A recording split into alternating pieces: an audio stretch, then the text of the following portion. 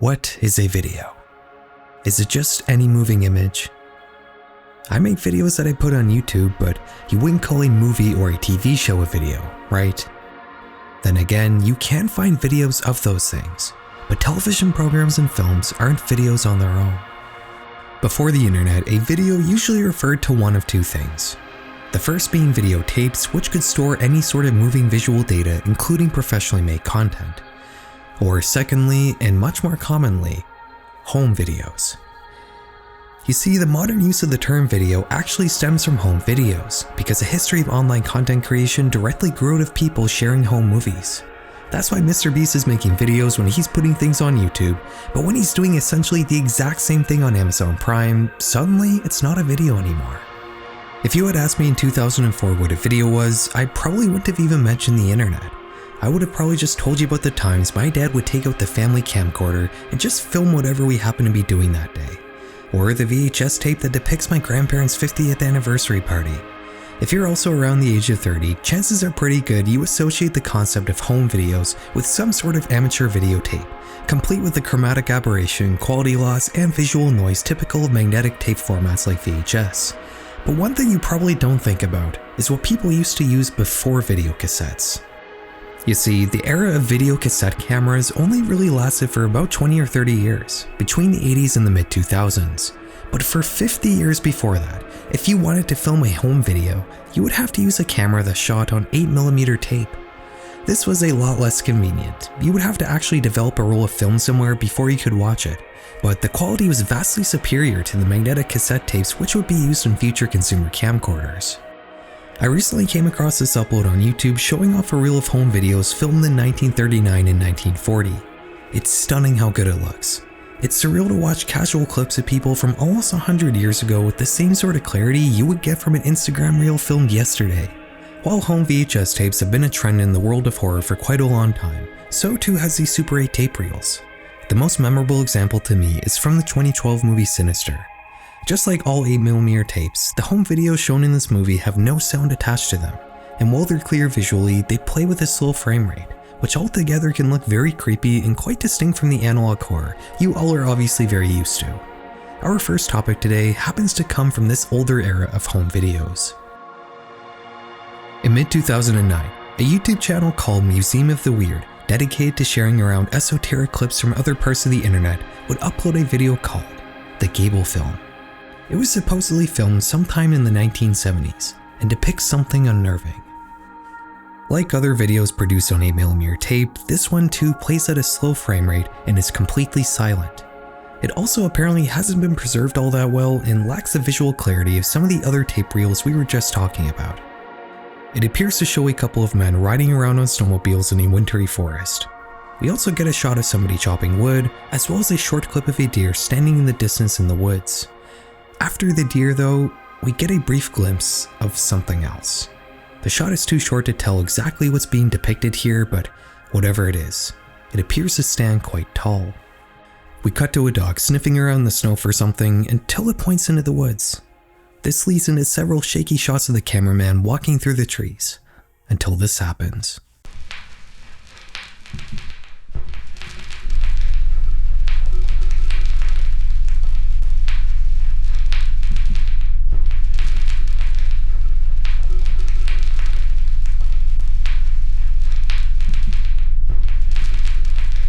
Eventually, the camera falls to the ground and the video cuts out. The Gable Film has garnered almost 500,000 views in the 16 years it's been on YouTube. In the description, the uploader gives us some context to this strange video. He says the footage surfaced a few years prior and made its rounds on the internet before he decided to upload it to YouTube. The tape itself was supposedly discovered in somebody's attic and purchased in an estate sale. This upload presents this roll of film in its original unedited format. What the description leaves out though is a second roll of film associated with this incident. While the first tape was scanned from the source and played in high quality, this video appears to be a camera filming the tape being played on a projector and is thus shown in very poor quality. It starts with a policeman holding up a couple signs to the camera, but the clarity is too poor to make out what they say. He then bends down and pulls a blanket off of what I can only describe as an extremely mutilated corpse. I can't show you this on YouTube, but this is only the top half of a person. In the video description, we get some much needed context to explain just what we're seeing here. This is supposedly the aftermath of a bear attack on a man named Aaron Gable. It was filmed by the uploader's uncle, who supposedly had a mental health episode after taking this video. The LP discovered the tape in the basement of his mother's house. Internet sleuths investigating these two Gable tapes would attribute this animal attack not to a bear, but instead to a cryptid known as the Michigan Dogman. According to many sources online, this legend dates all the way back to 1887, where local lumberjacks working in rural Michigan occasionally spotted 7-foot-tall beings with blue eyes, walking on two legs, sporting the torso of a man with the legs of a dog. The thing is though, this legend is completely made up. The story of the Michigan Dogman was invented by Traverse City radio host Steve Cook as an April Fool's joke in 1987. That didn't stop people from not only believing it was true, but also seeing the Dogman themselves. After Cook's April Fool's Day broadcast, people would begin calling into his radio station saying that they themselves had encountered the cryptid. News stories would pop up every now and then showing blurry photos of an obscure dogman just kind of standing in the distance like Bigfoot. This actually got so bad that Steve Cook would make his own website in the mid-2000s to debunk all these supposed sightings, repeating over and over again that the dogman was just something that he made up. If we look at an archive from 2007, you'll notice the top link here directs to a page discussing the Gable Film, which confirms that Museum of the Weird was indeed not the original uploader of this video. No, you might actually be surprised to learn that the original uploader of the Gable Film was in fact Steve Cook. He says he was given the video on a DVD by a sincere small-town family who believed that what they had was a legitimate sighting of the Dogman. Steve had uploaded the video to YouTube with the intention of sharing it only between a small group of people for analysis purposes. But of course, it was soon mirrored and the clip spread like wildfire among cryptid enthusiasts. In the article he wrote on his site, Steve includes some evidence to support why he thinks the film is a hoax.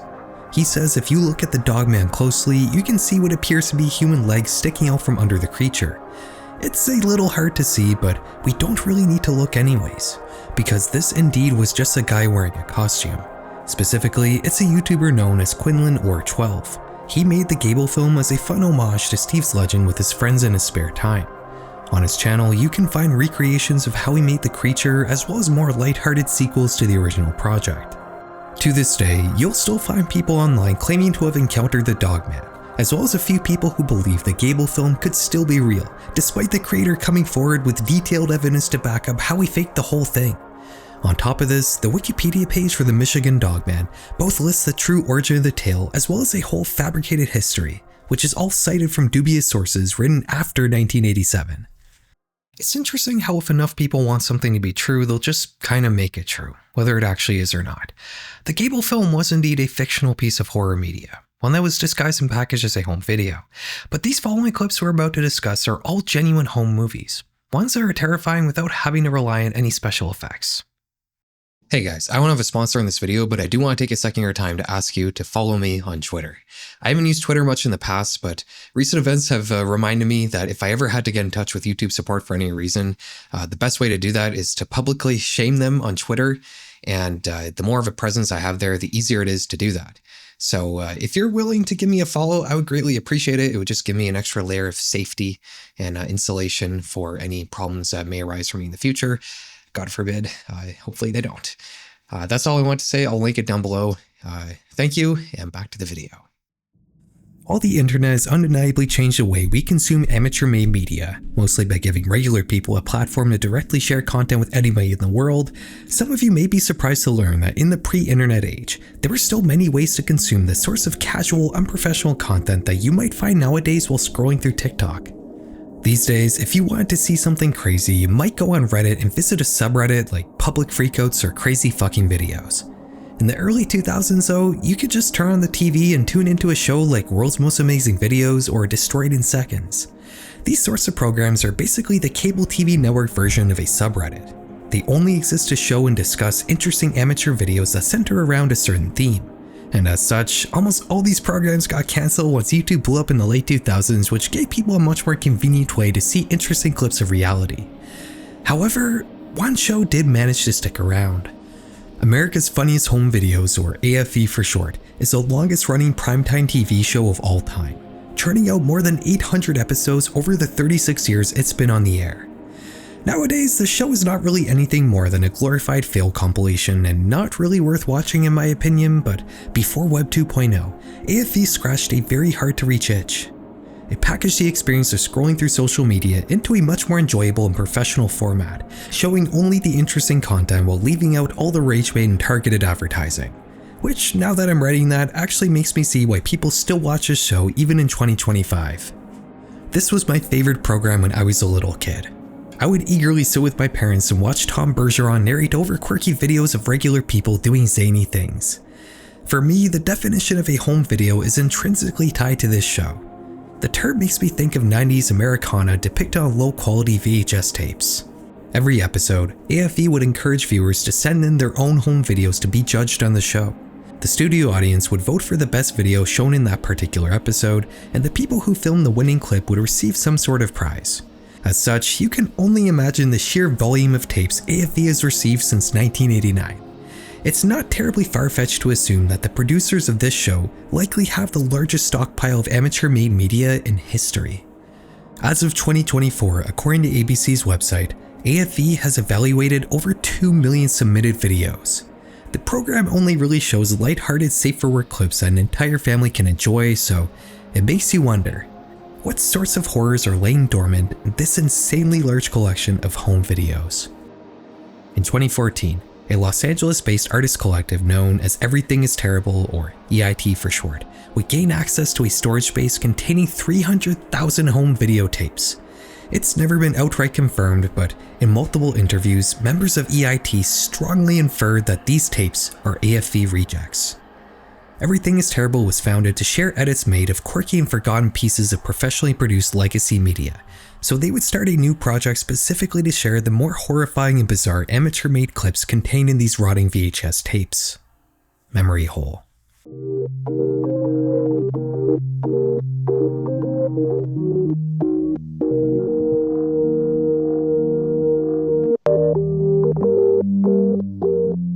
This YouTube channel is essentially the David Lynch version of America's Funniest Home Videos.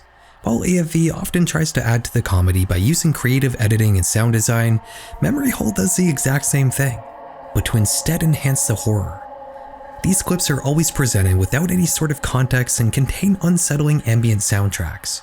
They madly cut between each other without any sort of rhyme or reason. You can tell the intention behind these edits are to just make everything as nonsensical as possible, and they've done a pretty good job, I think.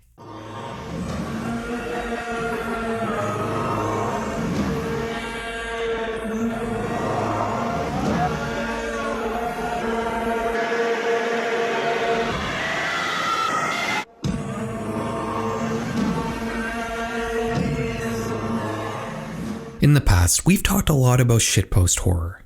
You know, these sorts of nonsensical edits people upload with only numbers as a title. This genre is made to resemble the videotape from The Ring, and the horror comes from the whole surrealness of it all. I don't think anybody does this style better than Memory Hole. If you ever wanted to make a drug trip go bad for some reason, just turn on any video from this channel.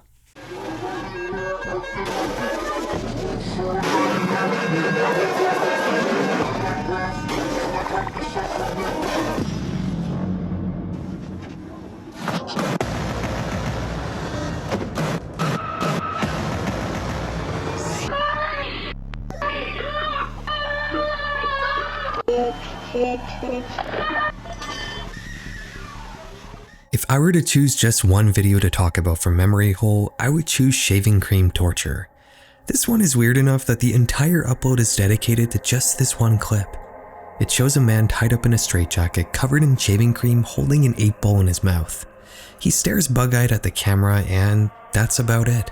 Nothing else really happens here. It's kind of insane to think that somebody thought this would make it onto the family-friendly America's Funniest Home Videos. This resembles a snuff film more than a home video.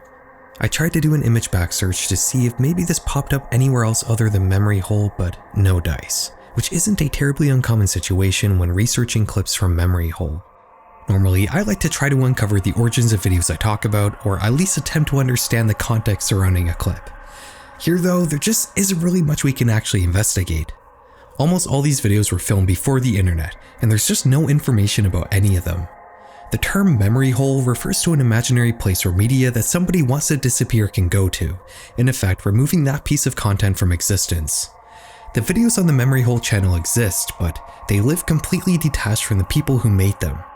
We're never gonna know what was happening before or after any of these films were made. We're never gonna know who's in them and why they're doing what they're doing. The only piece of context we get is the date stamp that sometimes shows up in the corner.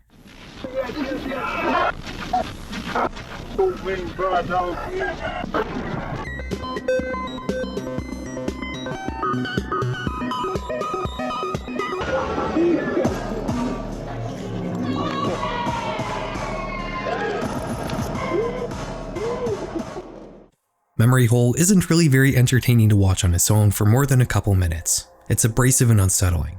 You sometimes get the feeling while watching these that something bad is about to happen, but that never comes to fruition. This channel serves as a look into the most bizarre corners of humanity, one that could only exist from the marriage of the internet age with the pre-internet era.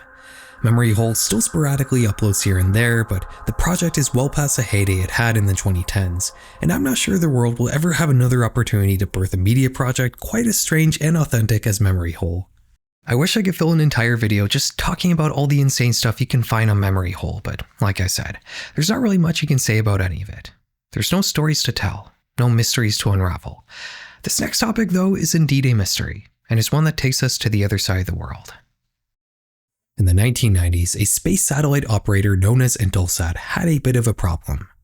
The Challenger space shuttle disaster that had occurred a decade prior gave the US government cold feet when it came to letting private companies use NASA shuttle missions to launch their satellites, meaning these companies would instead have to organize their own rocket launches into space, an incredibly expensive venture to undertake. Intelsat, though, found a savvy solution to this problem. Instead of working with the US government, they would just seek another nation state who would let them hitch a ride on one of their rockets in exchange for some help with their space program. The country they ultimately decided to work with was China, who was looking to enter the international space market at the time. Intelsat would work with another company called Lanteris Space Systems to build the satellites, and China would be responsible to build the rockets and to host the launches, the first of which happened in late 1992 and was semi-successful, although the satellite was damaged during the flight. The second launch happened 3 years later in 1995 and was an immediate failure. The rocket exploded less than a minute into the flight, raining flaming debris onto the nearby rural villages of the Liangshan Yi Prefecture, the homeland of China's Yi people. According to Chinese sources, 6 people died and 23 more were injured as a result of the falling debris. China would blame the satellite for the explosion, although Western sources purported that the failure was a result of the payload fairing collapsing inside the rocket mid-launch due to structural weakness. Despite this disaster, China and Intelsat would still schedule another rocket launch a year later in 1996, this one intended to launch the Intelsat 708 satellite. The countdown began at 2:56 in the morning on the 15th of February. Only 2 seconds into the launch, the rocket began to point away from the sky and instead towards the residential villages on a nearby mountain. 22 seconds later, the team would remotely detonate the rocket, but that didn't really help the situation. The now exploding rocket would still manage to directly hit the hillside littered with rural settlements, with the fuselage igniting upon impact and creating another horrific explosion. The Chinese government would investigate this disaster and they tallied the casualties as 6 dead and another 57 injured. But Western media would estimate that up to 500 villagers may have been killed because of this explosion. While an official Western investigation never happened, Western sources would instead rely on home videos filmed by employees of the American aeronautical companies that were operating in the area who managed to survey the crash site themselves. Through analyzing this footage, Western media were able to count 80 houses that had been completely destroyed in just one of these rural villages. One of the home movies used to document the destruction was this one, which was filmed by Troy Wells. The footage is disturbing, with Troy and his companions continually reacting in shock to the sheer scale of the destruction. Wow, you can dig out the hotel. Oh my god. That looks like the rec center. Wow, 你看在山上喂。 This is all torn up, man. This is a big house. Where? Yeah, right here. They're not there anymore. Right here. Oh, right here along the road. Well, he's got it. Yeah. I'm out of picture. Yeah, I'm out of film. Here, that's your button. Throughout the video, you can also see the Yi people who used to occupy these now destroyed buildings just wandering around aimlessly, seemingly having no idea what to do or where to go now that their homes have been utterly demolished.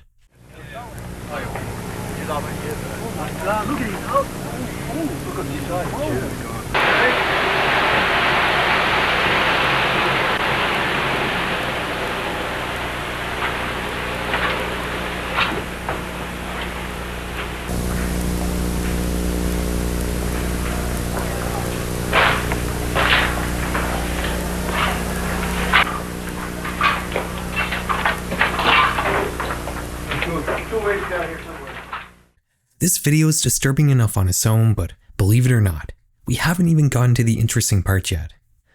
You see, about 18 minutes in, the footage fades to black, as if it's about to finish. But then, something else fades in. Hello, my name is Janet Shipp, and in order to prepare you for your trip to China, we would like you to take this simple multiple choice quiz. Remember, there is only one correct answer for each question. Ready? Here we go. This is a picture of A, a creature found in nearby hills, B, dinner, C, a Hughes technician.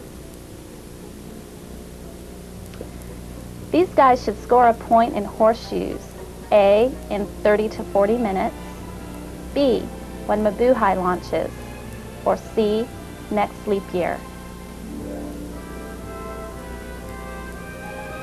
When you wake up in the morning, you have to open your hot water valve and let it run. You should get hot water A, in 30 to 40 minutes, B, when Mabuhay launches, C, by next leap year. The quiz continues on like this for another 3 minutes or so. Each question is stranger and more vaguely racist than the last, and watching them fly by, you get a growing impression that this whole thing is meant to be some sort of joke, most likely made by the employees of the Hughes company. But why would this occur directly after footage of a real disaster? This was put on YouTube by a channel called Fred V. This upload unfortunately doesn't have comments enabled, but on one of his other videos, somebody asked Fred about this creepy quiz. He responded saying that he got the VHS tape from the Lantera Space Company, but he doesn't know why the quiz is there. This whole thing comes off like analog horror when it's all put together, but I do have two theories to explain this. The first one is that this is just a mean joke, designed by the employees to poke fun at a disaster that killed many people. I don't really believe that. My second, more plausible theory is that this was a joke that was made before the rocket crash happened, and it was just accidentally placed on the same VHS tape as the disaster footage. This feels much more likely to me, and it highlights the dramatic irony present in this video. The quiz continually pokes fun at the supposedly lax Chinese safety standards and the apparently undeveloped nature of their space program, which paired with the grim reality of the disaster footage that precedes it, makes this one of the most unsettling home videos I've ever seen. We've never gotten a proper answer as to what this quiz is and why it's on this particular videotape, and I'm not sure if we ever will. There's very little discussion about this online. Most people who cover Intelsat 708 are talking about the very real disaster and not this small, inconsequential, bizarre piece of media attached to it. If you happen to know more about it though, please let me know. An unsolved mystery can be a bit of a frustrating thing to cover as a YouTuber because you end up leaving the viewer without a conclusion to the story, which is just inherently unsatisfying. So for this last topic, we're going to talk about a mystery that does indeed have a definitive conclusion. In October 2005, the following footage would surface. It was taken in Croatia and depicts two teenagers messing around with a new camera they just bought. Čekam te 5 minuta. Gle kaj imam. Daj, nemoj me snimat, nemoj me snimat. Gle kaj imam. Nemoj me snimat. Rekao sam ti da sam kupio novu kameru, nisam vjerovao. Dar koja je? I daj pogledaj kako izumira. Prebolesno. Ko? Cool. Čekaj, snimaš sad ili? Da. They joke around and film whatever they come across in the urban park they're hanging out in, until they notice a man standing still in the distance, who they assume to be some sort of drunkard. Lik piše, tamo gdje ga snima. Ne, ali piše, kaj radi? Sam stoji. Namo dalje mi. Kaj radi samo? Pa nemam pojma. Da, ne vez, neće idemo mi, kaj? Nemoj me snimati. They eventually decide to head over to their friend's place, documenting the short journey with their brand new camera. During the trip, they notice the same guy from before. It seems like he may be going the same way as them. Or possibly something darker. Fuck. Bravo. Lika. Au, Isuse Bože. Ček, to ono opet... To je ono lik koje piše.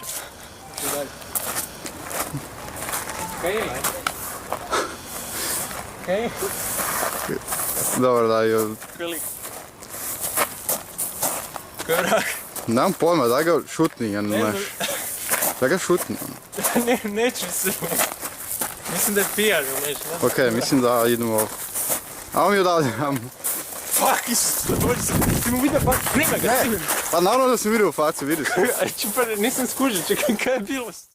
They manage to shake the guy off. Or so they think. Idem snimi tog lika, vidiš da nas je napalo, kaj je tebi ono? Ne, daj čovječe, onak možemo ga staviti na YouTube, Da, onak. To je samo stari deda, pijani. Ja idem, S čudnom facom, onak, daj, ajmo ga snimiti se Bože, Isuse. Ček, Da to oni se Bože. Kak je došao tu? Se Bože, daj, kaj, jel to oni se Bože? Snime ga, sad ga snime, sad nemoj pobjeći. Kaj radiš se Bože? Kaj radiš? ne znam. Ej, jel si ti u redu, onak? Oprostite, jel vam treba pomoć? The two fellas seem to be pretty amused by this whole situation. It would appear some town eccentric has locked on and decided to follow them around. An admittedly unnerving but harmless situation that I'm sure many of you have been in before.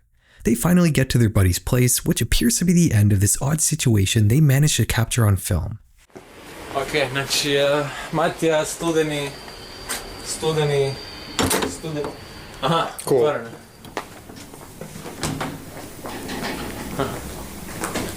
Kak je pusto. Creepy. Koji kat? 5. kat.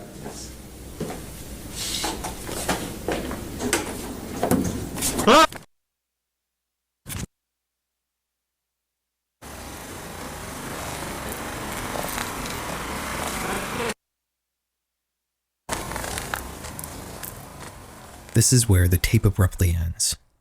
The uploader notes that this footage came from the police, and the two boys in the video are still currently missing.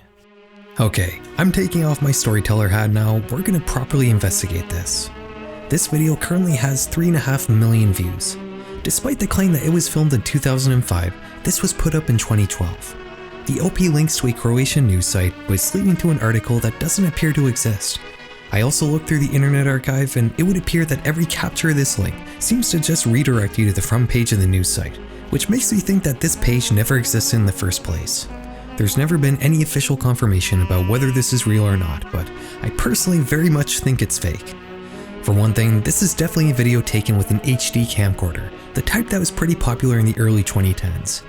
This is completely anecdotal, but I once made a very serious drama series with my friends in this era. We filmed the first part with a mid-2000s camcorder, which looked something like this. Can't egg a dead man's house, everyone knows that. Harry, I need my eyes. You need to do it for my eyes, and for Clyde even. Okay, I'll do it for your eyes.